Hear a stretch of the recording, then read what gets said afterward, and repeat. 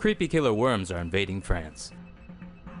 Scientists have discovered that an invasive species of flatworms have been quietly occupying French soil for the past 2 decades.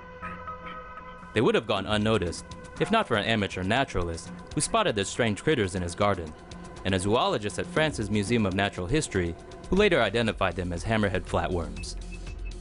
Hammerheads are a giant species of flatworms with shovel-like heads that are native to Asia.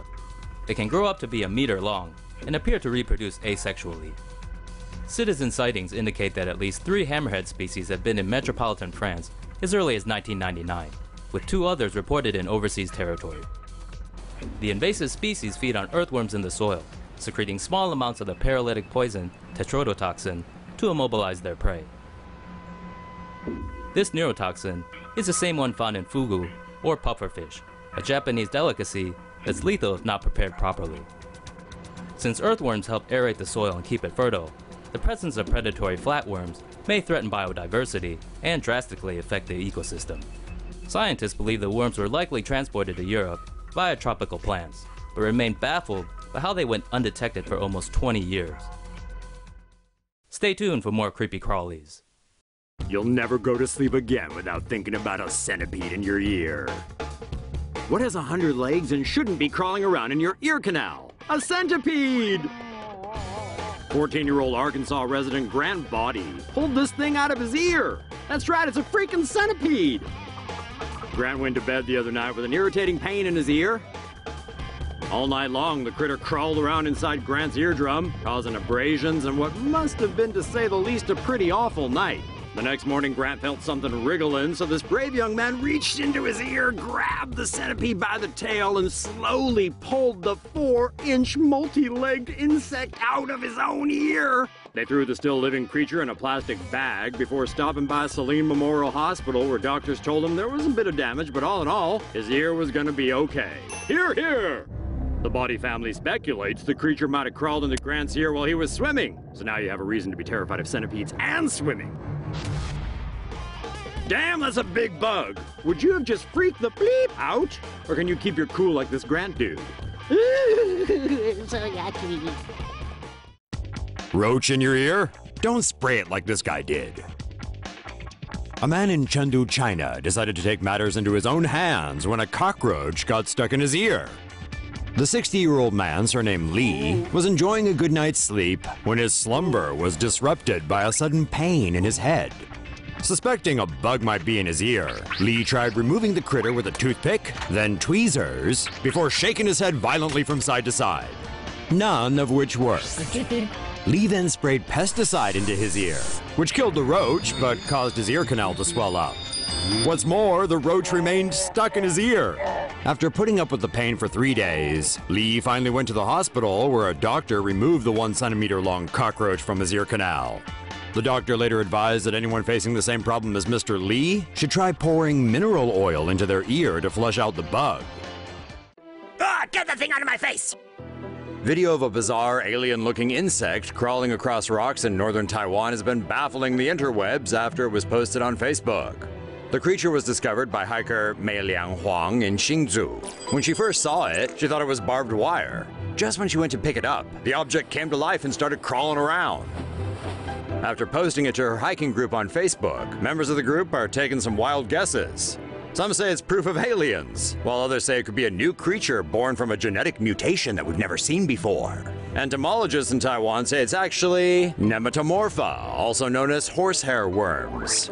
In some cases, the worms can grow to about 6 feet in length. Horsehair worms develop in the bodies of insects like mantises, grasshoppers, crickets, and cockroaches, and are typically found near wet areas. Although the mystery has been solved, one commenter did mention that it looks like an alien life form has got lost on Earth, and maybe that thing's already invaded someone's brain by now.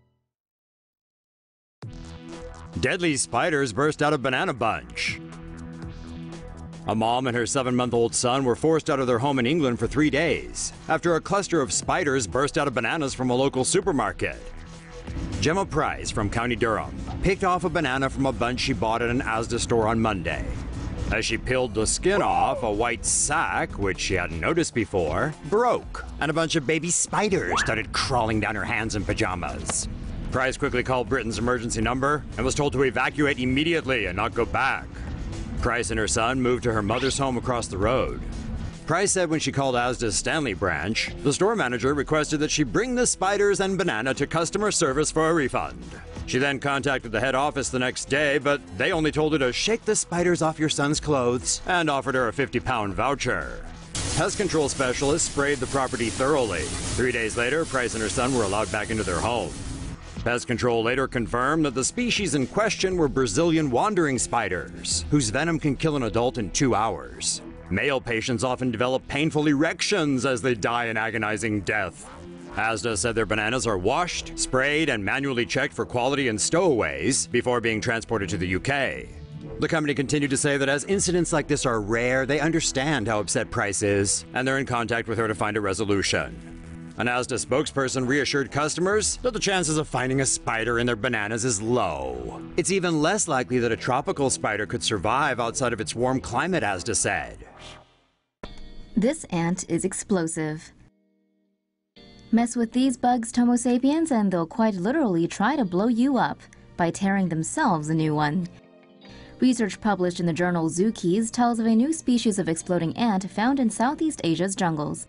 More specifically, they're found in Borneo, Thailand, and Malaysia.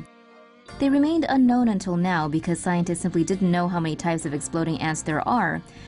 Earlier research in Zookeys reckons there may be at least 15 kinds, including these guys. Called Colobopsis explodens, the ant's body is filled with sacs of deadly toxic substance. They are minor workers in colonies. The lead researcher in the study told the Washington Post that these ants attack threats to their nest by biting them and then moving their posterior toward its body. This is kind of like how a wasp moves in for a sting. Next comes the nasty stuff. The ants will flex their muscles so hard that their skin will burst and release the fluid all over the threat. But in doing so, the ants also kill themselves. Or in other words, it'll squeeze until its own butt explodes and shower its enemy with its poisonous, gooey innards. According to the Post, it smells like curry. That'll either nullify or cripple whatever nest invader decides to show, but if the intruder is somehow still alive, then they've got the big guys plus the rest of the colony to deal with.